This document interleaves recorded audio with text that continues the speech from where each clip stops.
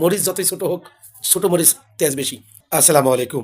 আপনারা যেই বিভিন্ন সময় ভিডিও এডিট করেন, ভিডিও এডিটের ভিতরে ওয়াটারমার্ক থাকে। আপনারা মনে করেন ওয়াটারমার্ক থাকলে কোনো সমস্যা নাই, কিন্তু না। আজকে আপনাদেরকে আমি চাক্ষুষ দেখাবো ওয়াটারমার্ক হলে কিভাবে আপনার ফেসবুক এটাকে মানুষের কাছে যেতে দেয় না এবং মানুষের কাছে পৌঁছাতে দেয় না, রিচ এঙ্গেজমেন্ট হতে দেয় না।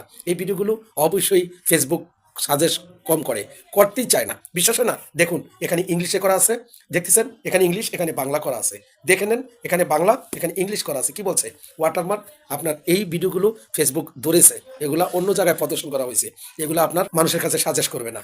অবশ্যই ওয়াটারমার্ক ছাড়া ভিডিও পোস্ট করবেন। যদি ওয়াটারমার্ক থাকে, ভিডিওগুলো ফেসবুক সাজেস্ট করে না, সেটা এই লেখাগুলো দেখে বুঝতে পারছেন আপনারা কি করবেন। সবার কথা সবসময় আপনাদেরকে সঠিক পরামর্শ দিয়ে থাকেন। হতে পারে ছোট আইডি, আপনারা মনে করেন কি জানে, আসলে মরিচ যতই ছোট হোক, ছোট মরিচ তেজ বেশি। ধন্যবাদ বোঝার জন্য। বুঝলে বুঝপাতা, না বুঝলে তেজপাতা। আল্লাহ হাফেজ।